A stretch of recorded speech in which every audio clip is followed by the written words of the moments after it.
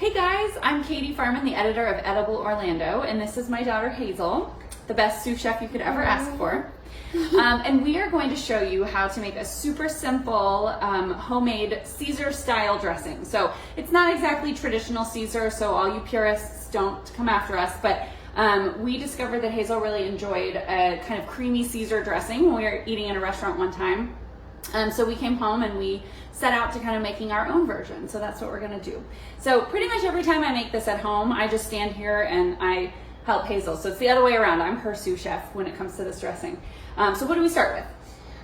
You start with lemon, and you use a half of it if you're making like a smaller batch, and you can use the whole one if you're making a bigger batch. Yeah, so I meant to say earlier, we don't measure this. This is kind of a by taste and sight. So I'm going to put the recipe on edibleorlando.com. I will put measurements, but please taste it as you go. There's nothing raw or weird in here that you can't taste as you go. And that's really the key to making something that you love. So, you know, based on what we put, you could put a little bit less, a little bit more. And this is really about making it your own, right? Okay. So I'm going to give it a roll and a squirt. And I'm going to just... The lemon exploded a little bit. That's okay. You all right there? Yeah. Okay. We're not wearing aprons today, of course. Yeah. Okay. Sorry. Right. That's okay. Okay. So go ahead. Fresh lemon right in there. So you just squeeze it like this.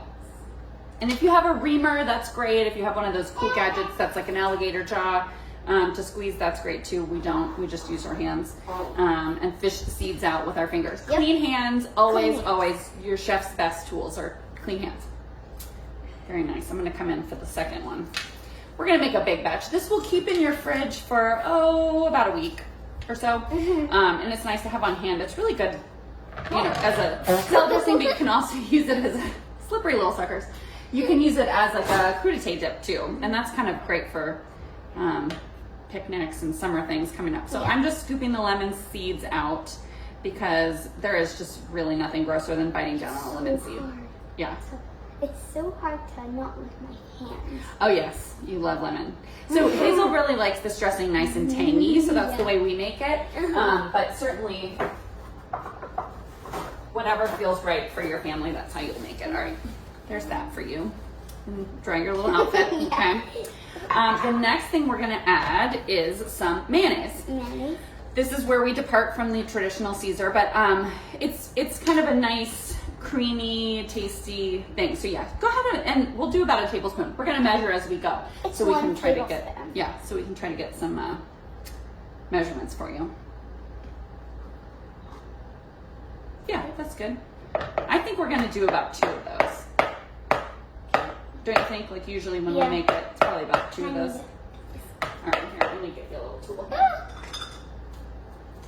You can use your fingers, certainly. There we go. All right. Scrape. There you go. All right. Okay. Let's see one more of those. See what that looks like. I'm gonna be your scraper. Yes. Okay. Hazel, do you like mayonnaise in other ways? No. It's just in this dressing, right? Yeah. Just in this dressing. Yeah. So it's one of those things like you're like, oh, I hate mayonnaise. That's okay, but give it a try. You know. Yeah. Okay. Next is the secret ingredient. Anchovies. Okay. Do you want to eat this by itself? No. Do you like anchovies normally? No. But Even if you don't like anchovies, you might think it's, if you like try it in different things, you might think it's really good. Yeah. And then. So we kind of made our own anchovy paste here. Yeah. You can use an anchovy paste that you buy from the store, or I just chopped up about 5 or 6 anchovies, finely chopped them, and then use the side of your knife, like the blade side, kind of flat on the board, and scrape it until it becomes a paste. And I really just do that so nobody gets a big bite of anchovy, because I do serve this to Hazel and my husband, and neither one of them are wild about big chunks of anchovy. Yeah. But we've made this dressing before without the anchovy, and it's not quite the same. Yeah, right? it tastes better definitely with the anchovy. I really recommend you.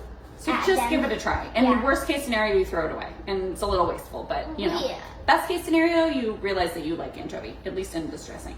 So, like I said, I think that was about 6 anchovy fillets, and that might be a lot for some people, including you. So I'm gonna go in with about half of it, so it's maybe 3 or 4. Okay. Yeah, in there. Next, pinch of salt. Oh yeah. Okay. Just a pinch. Yes, anchovies are already salty. So you don't want to add too much salt. Right, but that was a Hazel pinch. I'm gonna go Yeah. in with a mama pinch, but not a big one. And of course, you can always add more salt when you taste it as you go. Mm-hmm. So next we're gonna use the Dijon mustard, and we're gonna put 1 tablespoon of it. Teaspoon. Teaspoon. I think. Teaspoon. We'll see. That's usually probably about how much we use, right? Okay, yeah. So I usually squirt it in because it gets a little. It's just easier. Yeah, it's a little wild sometimes, Yeah. a little rambunctious, this mustard. Do you need a scraper? Yeah, I need a scraper. All right. We're using just the same red little tool for everything because it's fine if they get mixed together because they're all gonna get mixed together at the end. That's true. Okay, so this is sort of the base, and we're gonna whisk it up, right? Yeah, but if you make it in a jar, then you shake the jar. Right, so sometimes we do make it in a jar. It's kind of faster and easier. Especially if you have like the end of the mayo or the last little bit of Dijon in a jar, make it right in that jar. That's a good way to get all the last little bits. So, she is whisking that up until it's uniform looking. So let's see if we can, It's a little funky from the mayo and the anchovies, but Yeah. you can kind of see it's like kind of like a creamy color. Did I get it on you again? yeah. Crazy. Wild cooking in the kitchen. All right, now. I'm gonna add olive oil. So we don't measure it, but we kind of just. Yeah, I'm eyeball gonna guess it's about maybe a cup. A cup. It just depends, and it depends. Sometimes lemons are really sour, and sometimes they're not. And sometimes, yes, I'm just gonna drizzle it straight. Okay. Yeah, but that's probably about how much we're gonna end up using. So I'm gonna drizzle it in while I'm whisking, and try to emulsify it as best I can. The Dijon does help with the emulsification and the mayo, both. So that's the fancy word for making it uniform. So there's no top layer of oil and bottom layer of acid. That right? way tastes good. Yeah. So what kind, like how do we make our salad? Once this is done, what do we put on it? So we get some lettuce. The pre-washed kind, I think. We sometimes do the pre-washed kind, and lately we've been getting amazing hydroponic lettuce from Waterkiss Farms in Sanford. I think they're about to close. They're nearing the end of their season because it's getting pretty hot. But Frog Song Organics has beautiful lettuce. Ever Oak Farm has some great spring mix right now. So, if you can buy local, absolutely. But also, I am a busy mom of 2, and sometimes I buy the pre-washed lettuce, and especially on a weeknight when I'm getting ready, dinner ready for you. It's pre-washed all the way. Just easier.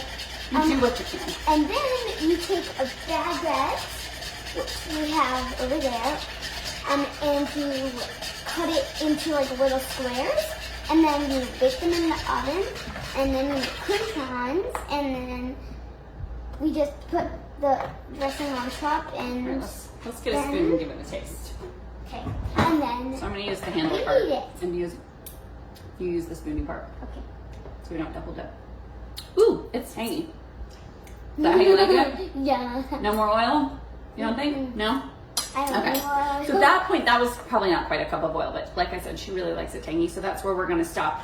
But, taste and go and see what you guys like. So the most important, arguably, part of this whole dressing is fresh. Parmesan. Real Parmigiano Reggiano, comes in a hunk.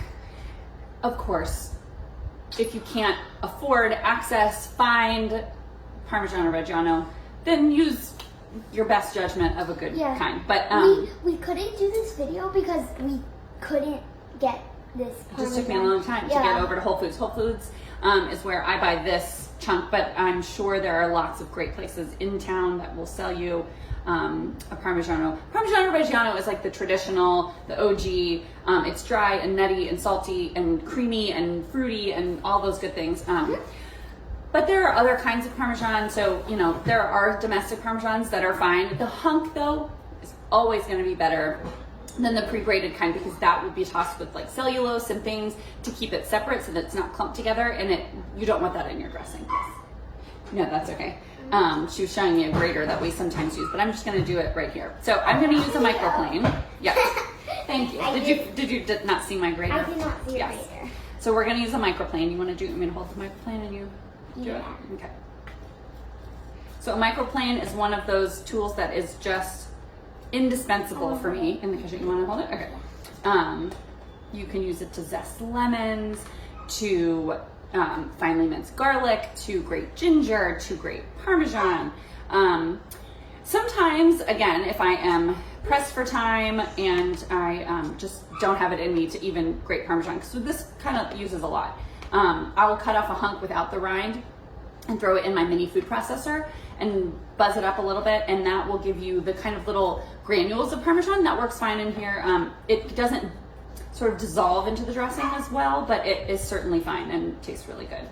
All right. You finished it. Okay. I was gonna say, do you think you need a little break? It does take a while because, like we said, it is kind of the key ingredient in this. You want to be able to see and taste the Parmesan. Yeah, and also sometimes we get the Parmesan that's already grated. Yeah. And now we just add it in. Or the kind that I put in the processor. Yeah. Yes. If we have it in the fridge, like I said, if I've just already done that step, we'll just add that in. So that's probably, I'm looking at it, that's probably about a heaping half a cup. But we might add more. We'll see once we mix it up. Yeah, because I love Parmesan. All right, so it's gonna go in there, and it's maybe hard to see. This is our first cooking video, so we'll see. We'll make adjustments if you guys like it and you want to see Hazel make some more things. That we will do that. Okay, I think that looks pretty good. So it kind of. Oh, there's my other lovely child, Nico. So it's kind of. A little chunky. It looks a little chunky because it's got the cheese in there, but it's a pretty uniform golden color. Yeah. It's delicious. So, here, you taste that one. I want to put my headphones in. What do you think? Delicious. Exactly like you like it? Yeah. Okay, good. Well, we hope that you'll give it a try. If you do, let us know. Post on Instagram and tag us and hashtag Edible Orlando so we can see what you make with your delicious Parmesan Caesar style dressing. And thanks for watching. Bye.